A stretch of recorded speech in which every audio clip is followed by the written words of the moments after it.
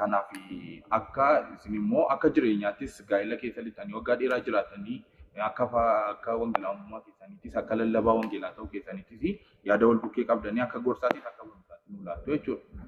Kanaaf gaa'elli maali isuma jedhurraa jalqabna amma gaa'elli maali jennee masiin gaafannee jalqabna.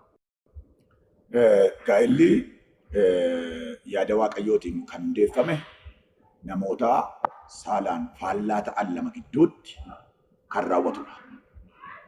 Kana maalirraa kaanee jenna seera uumamaa boqonnaa lama keessatti Addaamii fi Hewaaniin waaqayyo jalqaba gaafa walitti fide warra saalaan faallaa ta'anidha.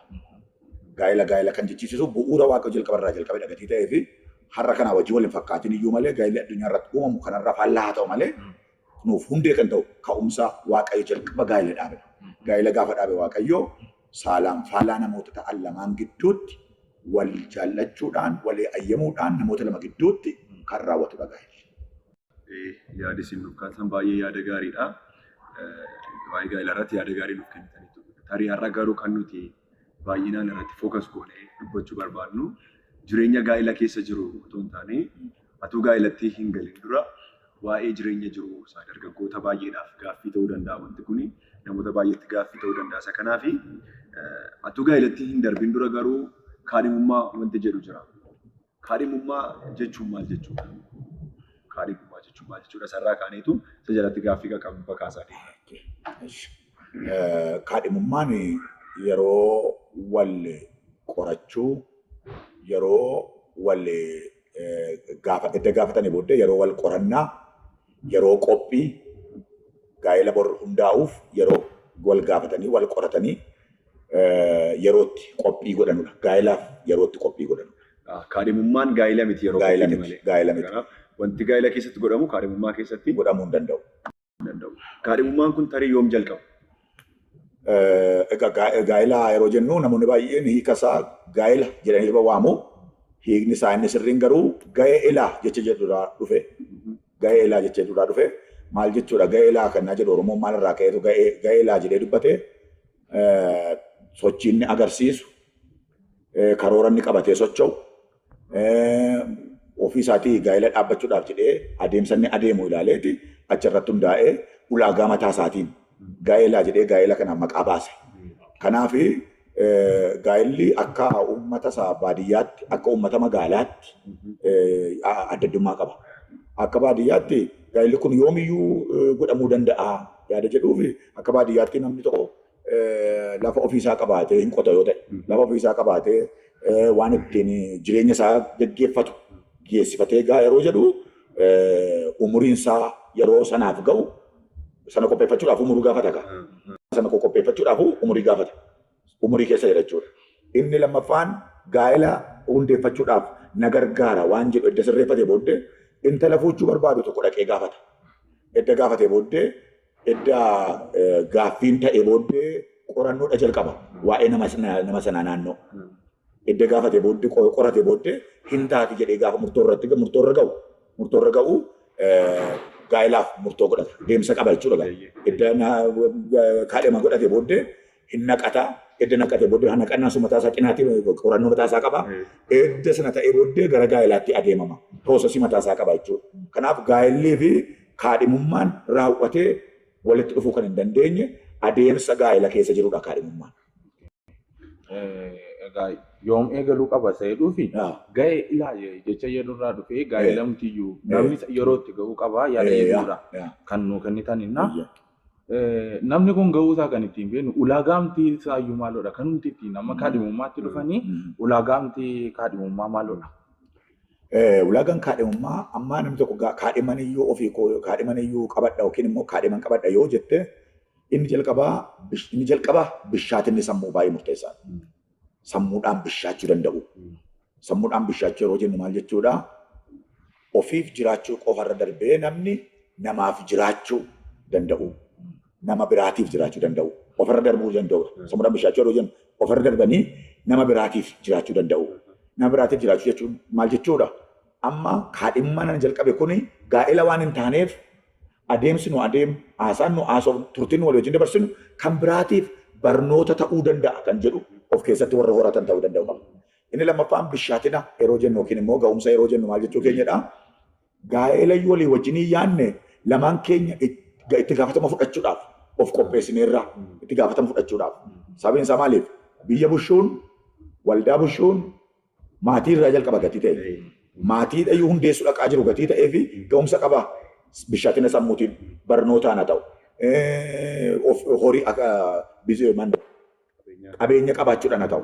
Mana tokko hoogganuu nan danda'a, bushuu nan danda'a kan jedhu kana hunda of keessatti qabatee waa hedduu adda qaammatee booddee amma ani kaadhima qabachuun qaba. Karaa shamarraniitiinis gara dhiiraatiinis gara kanatti galuu nan danda'a kan jedhu gara kanatti adeemuu danda'u. Kanaaf yeroon kaadhimummaa yoo waan hundumaan ga'aa hin taanellee ga'aa ta'uudhaaf yeroo itti of qopheessanuudhas. Ekonomikaalii, ispirichuwaalis yeroo jiratu of qopheessanudha. Itti gaafatama guddaa tokkotti galaa jiru gatii ta'e. Dhaabbata guddaa tokkotti galaa jiru galuudhaaf deemaa jiru gatii ta'e. Yeroo jarri karaa hundumaan of qopheessanudha jechuudha. Bishaatina hafuuraas, bishaatina sammuus, bishaatina hawaasummaadha wajjin jiraatanus gara kanatti deemaa jiru gatii yeroo jiratu of qopheessanudha. Kanaaf yeroon kaadhimummaa yeroo qophii karaa hundumaan itti taasisanudha jechuudha. Tarii asirratti wanti akka ifa ta'u ani barbaadu namoonni tokko of qopheessuus jedhu kana tarii of qopheessuu kana keessa qabeenyaan of qopheessuu kan jedhu jira. Hamman mana ijaarradhutti, hamman makiinaa bitadhutti jedhanii yerootti warroonni dhiiraa yaadan jiru. Warri shamarranii biras immoo gaafa dhufnu isa mana qabu malee, isa makiinaa qabu malee jedhanii yaaduun kun hin jiraatan. So qabeenyaan ga'uu gaafa jennu iyyuu maal jechuu keenya? Qabeenyaan ga'aa ta'uu gaafa jennu. Makiinaa bitachuun, mana ijaarrachuun jireenya keessatti waan barbaachisa jennee yoo itti amanne iyyuu bu'uura gaa'elaa keessaa miti. Bu'uura gaa'elaa miti. Bu'uurri gaa'elaa inni jalqabaa itti gaafatamummaa waliif walii jireenya gaa'ela keessa jiru itti gaafatamummaa kana fudhachuu nan danda'a.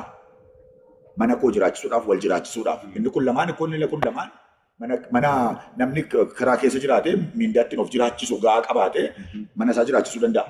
Dirqama mana miti. Inni makiinaan immoo lammaffaa dabalata kan biraati. Innaa isa dura garuu kan dursuu qabu maalidhaa? Nama kanaa wajjin sirriitti hoogganee jiraachuu nan danda'a.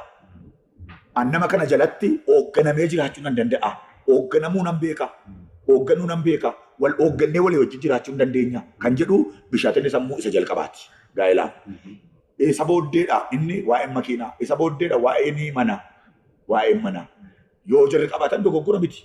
Garuu dirqama ulaagaadha kun jennee immoo gaa'elaa ala ta'uu hin dandeenyu. Itti fufuudhaan walitti dhufeenya kana uumuudhaan dura wanti nu yaaduu qabnu garaagarummaan umurii jiraachuu qaba. Egaa amma istaatiksii isaarra baay'een qoranne garuu waalan jechuu barbaada. Akkan macaafotaa tokko dubbisetti dhiirri yoo yarate mucaa ishee shamarree ishee fuuchuudhaaf jiru kanarraa hoo yarate waggaa 10 otuu dursee kan jedhu jira. Waggaa 10 baay'ee guddaadha. Sababiin isaa maaliif jarri lamaanuu umuriidhaan sadarkaa tokkorra jiru yoo ta'e waan wal fakkaatu haasa'u walii obsuu hin danda'anii lammaffaa wal danda'anii walii wajjin jiraachuu hin danda'anii. Kanaaf otuu umuriidhaan biyaan amma kana dursee kan jedhu jira. Dirqama amma sana ga'uu qabaa kan jedhu itti ta'a miti. Otoo amma kana ta'ee gaariidha. Maaliif isheen isaa gajjalli jirtu ta'e isheedhaaf danda'u akka danda'utti obsuu fi akka danda'utti. Yoo umuriidhaan naannoo jiraatan garuu baay'ee rakkoo guddaa ta'u uumama. Rakkoon guddaan uumamu kun maalidhaa? Waan wal fakkaataa dubbatu, waan wal fakkaataa haasa'u, qaama hoogganuuf qaama hoogganamutu dhabama. Yeroo sana obsa dhabuudhaan nagaa bakka baddaa ishee akka taate dagargoo dhuftee booddee amala biraa fiddee hin jijjiiramte kan jedhu rakkoo keessa galu gatii ta'ee fi umuriidhaan tokko caalee inni dhiiraa caalee inni dhiiraa utuu caalee filatama utuu inni caalee mana isaa maanaachi gochuu danda'a kan jedhu jira. Umuriidhaan amma kanatti wal caalanii gaariidha. Yaada gaggaarii kakaasaa jirra. Tarii kaadhimummaa kanatti gaafa galamu namoonni baay'een gaafa akkas jedhu dhageenya. Fedha Waaqayyoo ta'ee fedha Waaqayyoo hin taane fedha waaqayyoo kana immoo karaa garaagaraatiin adda adda ba'uu danda'a. Fedhi waaqayyoo kun maa inni haala akkamiitiin immoo fedha waaqayyoo kana hubachuu dandeenya kaadhimummaatti galuudhaaf. Amma kaadhimummaatti galuudhaaf fedha waaqayyoo miti amma mataa dhukkubbiin guddaan. Maaliif kaadhimummaa jechuun waan eegalamee wal ilaaluu irra jiru gatii ta'eef waan dhiisuu danda'anidha. Garuma kaadhimummaa kanatti namoonni ilaalcha dogoggoraadhaan ilaalcha bishaaniin dhaqanii galuudhaan gaafa dhaqanii gaa'elatti galanuu fedha waaqayyooti ala walitti dhufne fedha waaqayyoo malee wal fuunee jedhu. Gaa'elli immoo macaafa dubbifamee yeroo hunda hin dhumnedha. Macaafa yeroo hunda dubbifamudha. Gaafa jalqaba fuutee haadha manaa godhattu amala biraa jira. Gaafa dhaqxeetti mucaan garaatti hafu amala biraa jira. Mucaan tokko dhalatee distaansiin jara kaleessa walii wajjin dabarsanu utuun jallatiin qaawwa wayii uumamaa. Lama gaafa dabalu waan biraatu uumamaa. Inni lamaffaa ijoolleen hojii waa bira utuun dhaqini gaafa wal fuudhanuu namoonni wanti jirri walii wajjin dabarsuu barbaadanuu fi namni biraallee dhufee gidduu galullee jira. Maal jechuudha? Fakkeenyaaf jarroottan dhiyeenya wal fuudhanii wal hojii yeroo dheeraa dabarsuu barbaadu, taa'anii haasa'uu barbaadu, taa'anii taphachuu barbaadu. Yeroo akkasii namni tokko ollaan dhufee wajjiniin taa'a. Yeroo isheedhaaf kennu caalaa yeroo inni ollaadhaa wajjin taa'ee yeroo dabarsu fudhata. Gaa'ela keessa dagalanii booddee wanti gaa'ela raasu hedduutu jira. Sana jechuun fedha waaqayyooti ala walitti dhufne jechuu miti. Gaa'ela keessa waan jiru sirriitti beekuu dadhabuudha malee. Kanaafan akka jedhan waa'ee barsiisa gaa'elaa yeroo dubbadhu gaa'elli jaalalaan hundeeffama jedheetanii beekumsaan immoo eegama jedha. Maal jechuun gatii jaallattee fuutee haadha manaa kee wajjin itti jifuftee jiraatta jechuu miti. Waa'ee gaa'ela sitti galte sanaa beekumsa hoo qabaatte.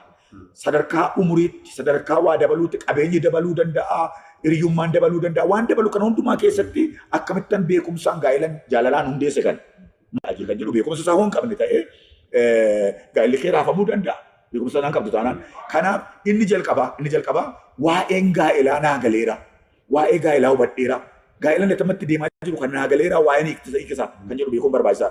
Kaadhimummaa keessa gaa kanayyuu bal'ifannee baranna. Kanayyuu bal'ifannee qorannoo godhanna. Sababiin isaa maaliif? Kan nu dhaabuu dhaqnutuyyuu dallaa horii miti. Dallaan horii amala maalii qaba? Gaafa horiin keessa turtee dhoqqee buusu baay'iftu hin jijjiirta. Gaa'ela keessa dhaqee wanti namatti hin tolle baay'een gaafa dhaqee bu'uu jalqabuu jijjiiruu hin dandeessu. Akka inni hin buuneef of eeggannaa goota malee. Kanaaf ani pirinsipiliin hordofu maalidha? Gaa'elli jaalalaan hundaa'a. Beekumsaan immoo eegama. Beekuun barbaachisaa. Akka takka wajjin haasa'an, akka takka wajjin dubbatan, akka wajjin kaayyeffatan, akka takka walii wajjin jiraatan, akkamitti akka wajjin ciisan, akkamitti akka wajjin hin ba'an, akkamitti akka wajjin hin galan, akkamitti ollaa wajjin keessummeeffatan, akkamitti akka ollaa daangeffatan wajjin jiraatan. Kana bal'inaan beekuun barbaachisaa. Kana wal'aaluun gaa'ela horaasee fedha waaqayyooti ala walitti dhufne jechuu miti. Fedha waaqayyooti ala walitti dhufne jechuu miti. Asirratti mee garuu fedha waaqayyoo kana namoonni tokko abjuudhaan si argee. Abjuudhaan si argee. Tuti abaabonaa kennitu atu wajjin karaa dheeraa deemnu ta'uu danda'a. Raajota birallee raajiidhaan abalutu ati kan keetinaan jedhee. Wantoonni kanaaf fakkaatanii garuu yeroo murtaa'e booda wantoonni diigaman jiru. Isa kanaaf fedha waaqayyoo kana raajiidhaan barramoo abjuudhaan barramoo moo akkamidha? Isa kanarratti qoosa. Gaa'ela keessatti fedha waaqayyoo ani maala namanaa waaqayyoo dhala namaatiif kan kenne dhiiraaf dhalaadha walii kenna. Dhiiraaf dhalaadha walii kenna. Abaluun naan kennine abaluun immoo naa kenneera isa jedhu fedhii waaqayyoo raawwatee waaqayyoo abjuudhaan hin dubbatu waaqayyoo raajiidhaan hin dubbatu kan jedhu ejjennoo hin qabu. Waaqayyo dubbachuu danda'a. Garuu jarroottan kun lamaan waliif jaalala hin qaban taanaan wal simannaa hin qaban taanaan utuun isheen barbaadin yookiin utuun isheen isan barbaadin waaqayyo dubbatee dirqamaan nama walitti deemee.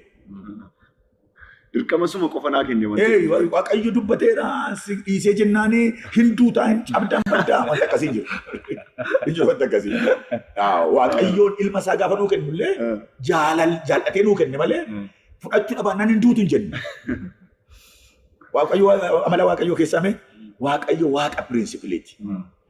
Waan tokko hin fudhattaa akka inni jedhetti fudhatte yoo ta'e ittiin jiraatta. Akkani jedhee ala fudhata taanaan sitti itti miidhama. Itti miidhama. Ani yeroo baay'ee waa'ee ilaalchaaf kiristaanaa waan jedhu tokko yeroo biraasitti dubbachuu nan danda'a ta'a. Namni utuu gara gaa'ilaas hin naqin, gara tajaajilaas hin naqin, gara siyaasa ammas kanaan dura haasofne illee utuu dhaqee ittiin galin ilaalchi sammuu isaa jalqaba qajeeluu qaba. Maafan gaa'ilatti galuu barbaade? Gaa'ila kana maafan hundeessuu barbaade? Amma miirri koo akka ka'eeraa haadha manaa na barbaachiseera miira koo ittiin qabbaneeffadhaadha yoo ta'e haati manaa kana ittiin miira qabbaneeffatan otoo hin ta'in kan ittiin dhaaba ijaaranu. Dhaaba ijaaranu. Itti gaafatamummaa fudhachuu. Qoo immoo miti immoo abaluun yaakootu fuudhee abaluu faan fuudhaniiru ana takka ta'e afeera jettee immoo itti galtoo ta'e abaluun ilaaltee itti galte gatii ta'ee fi abaluu faa yoo diigan isin jiru. Kanaaf ilaalchi sammuu keenya keessaa madaalliin sammuu keenya keessaa iji nuti waan tokko ilaallu jalqaba sammuu keessaa sirrachuu qaba. Waa'een kiristaanummaa, waa'een mana ijaaruu, manni nu ijaarre kun namoota biraadhaaf illee itti gaafatama biraa akka qabu keessi namaa jalqaba madaalliin isaa sirrachuu danda'udha. Isa booddee nama fedha waaqayyooti jennu maalidha? Fedhi waaqayyoo hin dhufti, ati ilaaltaa, isheen ilaaltaa, jaalala wal madaalaa ta'een iyyuu wal jaallachuu dandeessa. Abjuu arguu dhiisuu dandeessa. Ergaas dhufuu dhiisuu danda'a. Ergaan dhufuu danda'a. Sana dhufee jabeessa ergaan yoo dhufe malee isa keessa kee jiru sana dhufee jabeessa malee nama wal hin barbaanne lamaan tokko raajee abjuudhaan fidee waaqa dirqama walitti fidu. Hiriyaa koo tokko tol tokko intala haadha manaa biraa iddoo biraa muluu wangeelii keessa waa kafataa achitti haadha manaa eegi waldaan keessa jiru dhufe. Gaafa dhufee jedhu intala baay'ee waldaa keessa diibootii taate baay'ee kadhattu tokko jaallate. Hin jaallatee ani mun intala sana baay'een kabaja bor eessa geessi jedhee eegaa waldaa keessatti. Gaafa kan isaa gochuu barbaadu jalqaba na waame mana isaatti. Akkan waan akkasii balaaleffadhu gatii beeku manatti na waame abjuu kootiin hedheennaanii anatu mana bareedaa keessatti bakkee taa'a jedhu yookiin bakkeedhaan dhaqee taa'e. Gaafa dhaqee taa'u iddoo akkasii akkamitti teessi jettee dhuftee wallaan soonaan qabdee namoo attee na gangashi ta'e. Bakka bareedaan dhaqee balleessa gatii ta'e jedhu. Waaw! Ani ibsu gidduu rakkoo wayiin jiru akkamitti rakkoo uumamuu danda'a gara hunka dhannare sana daddabe akkan intala barbaadaa jiru hin beekan. Intala bira immoo dhaqee maal jedhaanii abjuu kootiin jedhee allaattii miidhagduu jedhe. Allaattii bareeddu tokko ta'ee qilleensa hin balaliite jedhe. Hin balaliite jedhe. Lafa boqottu dhabde jedhe. Otuu balaliitu jedhe baala lalisaa miidhagaa tokko argatti jedhe. Gaafa argattu dhaqxee qilleensa irra dhuftee irra qophattee gaafa qilleensi suni ana ta'ee mukti sun immoo si ta'ee completely sammuu intala kanaa control godhe. Mucaan immoo sadarkaa isheen marti 12 complete gooteeti ilma fixxeeti barumsa argatee lafa titiyaa deemuudhaaf kaatee qophii irra jirti. Waan ittiin shaanxaa bitatu waan bitatu qabdu. Kana gidduutti dhufee intalatti dubbatee shaanxaa bitee fi maaloo bitee fi sana gidduudhaan dhaqee keessa gale. Waan si dhibu gatii guddaa kaffalan jireenya isaanii keessatti. Gatii guddaa kaffalan. Maalan jechuu barbaadetanii bu'uurri gaa'ilaa abjuus miti. Bu'uurri gaa'ilaa raajis miti. Bu'uurri gaa'ilaa jalqaba wal jaallachuuf wal beekuudha. Yaada kanarra deebi'a. Wal jaallachuuniif wal beekuun baay'ee murteessaadha. Jaallannee makaanee nama sana hin beeknu ta'e. Nama sana hin beeknu ta'e. Dhaabbannaa ishee jaallate ta'a, mataa ishee jaallate ta'a, akkaataa ishee tajaajila ishee jaallate ta'a. Ee'uudha isheen garuu hin beektu taanaan kaadhummaan kee itti fufuu hin danda'u. Kaadhummaa kee miti gaa'ilii kee itti fufuu hin danda'u.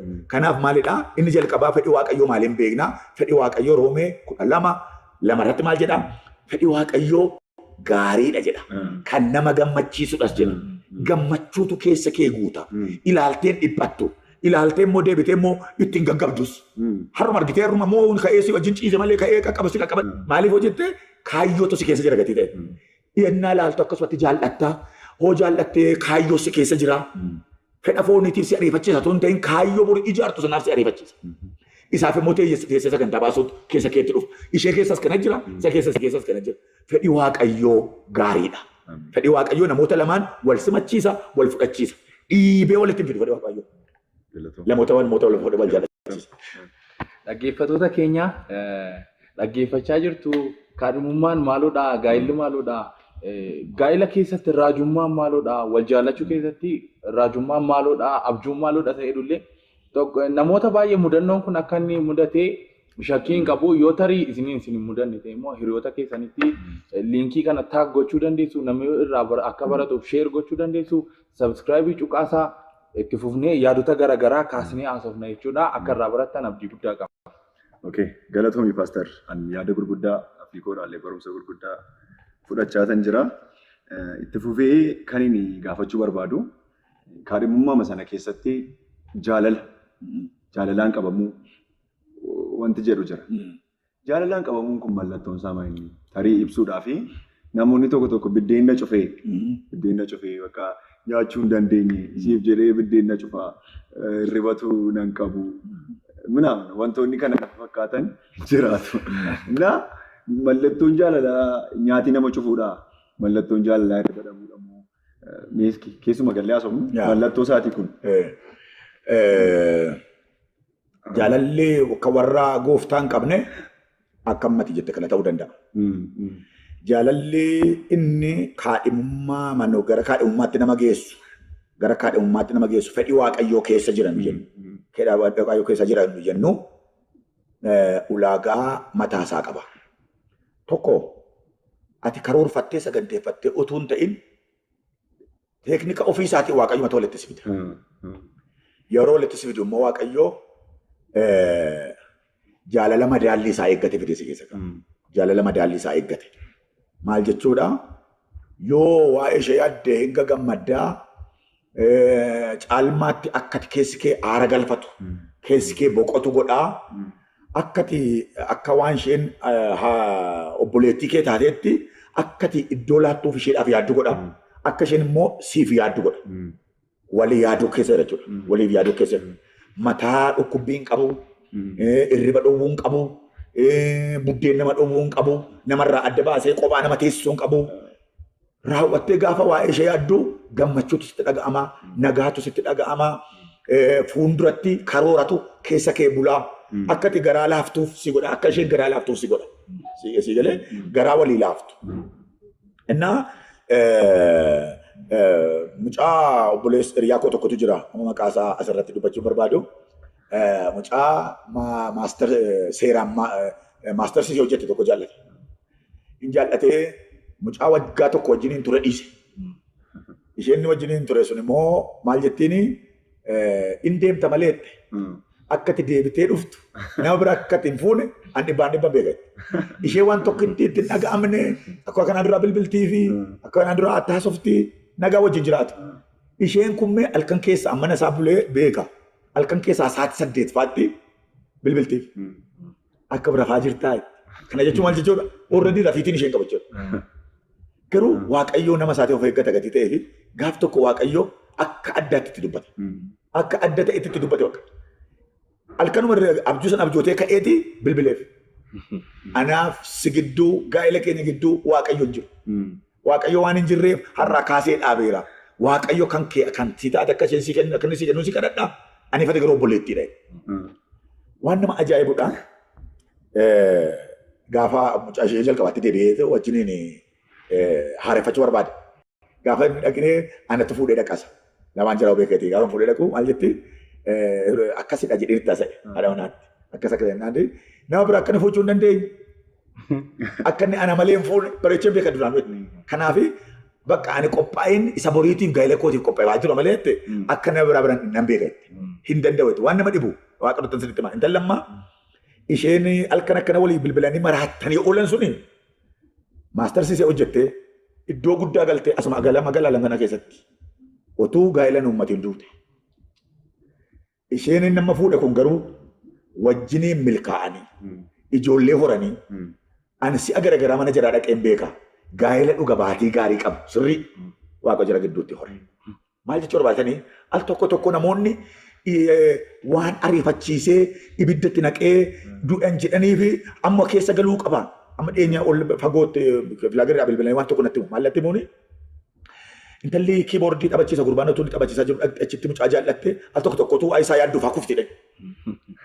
Mana galtee tu'aa isaa yaadduuf haa kuftee lafa dhoftee itti bakka isatti Oromoo dhabaannaan nan du'an nan maraa dhafa rarraasetti. Haadhaaf abbaan dhaqee mucaa keenya fuutu malee waan barbaachisan nuti sii godha. Miilli mucaatti kufan dhaqanii. Wanti nama dhibu maatiin mucaan kun akkanatti dhaqee keessatti fuudhu maatii tajaajilaati. Abbaan isaa tajaajilaa. Nama konfiransii gurguddaa deemee tajaajila. baay'ee sammuun koo dhiphata. Ammam akka jarroottan boriitu rakkoon jira gidduutti uumamuu danda'u. Maal jettiin ani ifatti sadarkaa kibla garra jiraan eessa jiraan malee Finfinnee dhaqnee jiraan jettiin dalle mucaatti Finfinnee himte mucaa kibla garratti dhalatedha. Finfinnee jiraachuutti himte sammuu isaa afaan dhifte jireenyi gaa'ela jira kana shakkii tokko malee boriitu rakkoo gadhee keessatti uumamu. Shakkii hin qabu. Maaliif waaqayyo lafaan nama dhahee gaa'ela namaan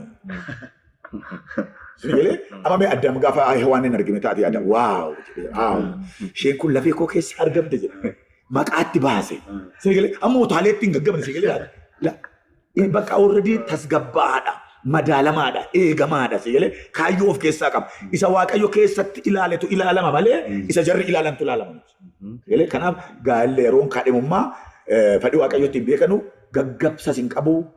Akka sammasila jenneen qabnu inni kan biyya lafaa akka qabachuu danda'a.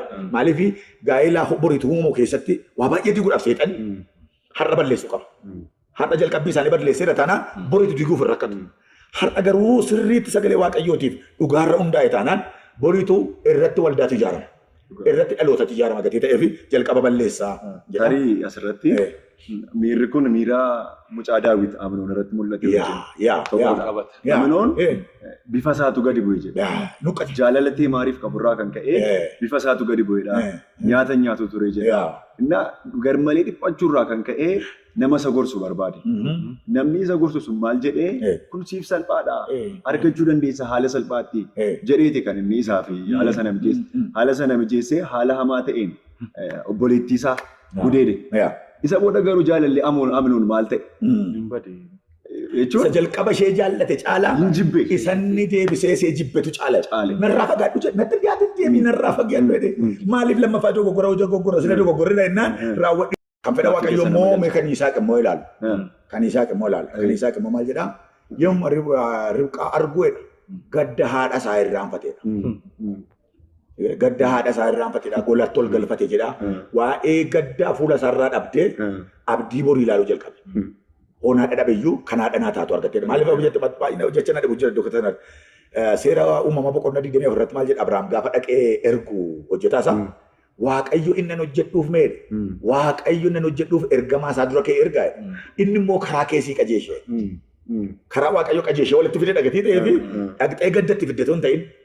Gubannaa irratti gubannaa argee gadda irratti gadda argee jechuun jedhi gadda manaa baaftee mana irraanfachiifte. Baay'ee karaakteriin Ribqaa ajaa'ibsiisaadha. Isa booddee haasa'uu dandeenya. Tole egaa wangeelaawwi gaaffii baay'ee babbareedaa kaasnee deebii baay'ee babbareedaa argachaa jirra. Amma mootummaa fufnee namooti jaalala keessa jiran yookiin kaadhimaa ta'anii walii kaadhimaa ta'anii jiran akkamittiin jiraachuu qabu? Maal gochuutu irraa eegamu?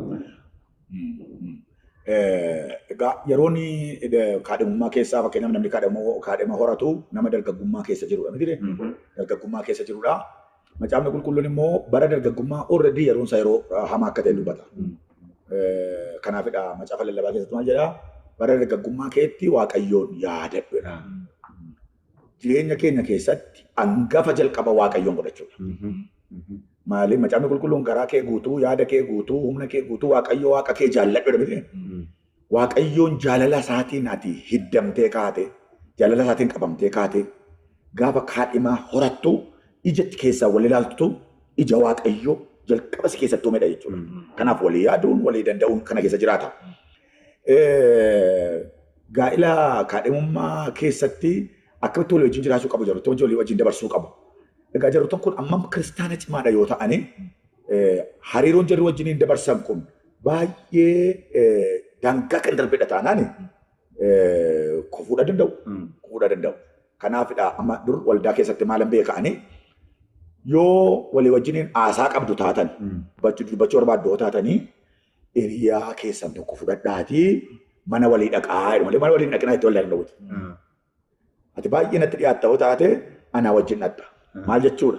Waan si anaaf siif kaadhima kee gidduutti haasa'amu yoo haasofte saalfii koo hin qabdu jechuudha. Saalfii koo hin qabdu.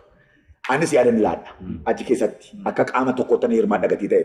Isheen iftoominaan waan si wajjin haasa'u sana haasa'uu dandeessi. Isa iyyuu maal godhaa jedhaa? Nama biraa immoo kan gufanneef foddaa keessan banaa jedhaa. Balbala mana keessanii banaa taa wajjin haasa'a. amma immoo teekinooloojiin yeroo isaa bal'aadha. Kaaffee teessee haasa'uu dandeessa. Kaaffeetti ofii qabdee maal hojjechuu dandeessu. Nama garaagaraa jira gatii ta'ee fi iftoominaan teessee wajjin haasa'uu dandeessa. Kaaffeetti. Kaaffee miti jettee yoo dhaqxee garuu sireen qabannee teenyaa sana hojjettee kana dadhabaa ta'uu keessa miti. Isheen dadhabduu ta'uu isaa miti. Already haaldureessitu mijeessa gatii ta'ee fi haaldureessi mijate sanaa fi kufuun dirqama ta'a. Kanaaf yeroo nu wajjin wal xinaatii godhan yeroo wal wajjin qoratanudha tokkoffaan akka tol dabarsuu qabu wal qorachuu barbaachisaadha. Wal qorachuu barbaachisa. Maal jirraa kaasee akkamitti jiraachaa turte kanaan dura. Akkamitti jiraachaa turte kanaan dura. Otuun dhoksin itti muu qaba inni otuu ittiin dhoksin itti muu danda'u qabdi. Hoo isa isheen itti mite sanaa wajjin jaallatee simatee fudhate boriitu baachuun san rakkisa. Yoo dhoksitee dhufte garuu boriitu wanti baay'een bakkee ba'uun sanaaf. Kanaaf icoonyummaa yookiin kaadhimummaa jechuun sila maal jechuudha yeroo wal qorachuun immoo diiteel wal qorachuu barbaachisaadha. Yoo dhuguma jaalala dhugaatu keessa jira ta'ee mudaa ati qabdu sana kun dadhabbii isaati. Bakka kana dhaqeen dhaabadha jettee ofamtee dhufti. Dhaqeen dhaabadhaaf jedheetti dhaqa. Yoo garuu dhoksanii sobanii ergama fakkeessanii takka kan uumaan beeknii godhanii wal dhiyeessanii rakkoo biraatu uumamaa. Iftoominni kadhummaa keessatti barbaachisaadhaan jedha. Lammaffaa haalli jarroota walii wajjin jiraatan kan daangaa isaa eeggate ta'uu qaba. Iddoon baay'ee murteessaadha. Namni nuti eenyu wajjin mari'annu baay'ee murteessaadha.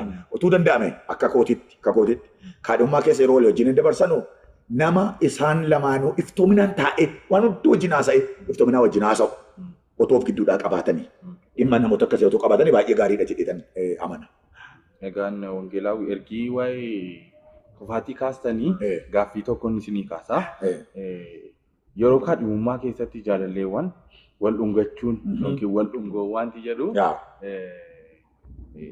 maalidha? Akka wangeelaatti yakkadha moo cubbuudha moo cubbuu miti? Kufaatiidha. Ergii waa'een kufaatii kee wal dhungachuun kun dargaggeessaaf dargaggeettii wal dhungachuun kun cubbuudha moo cubbuu miti?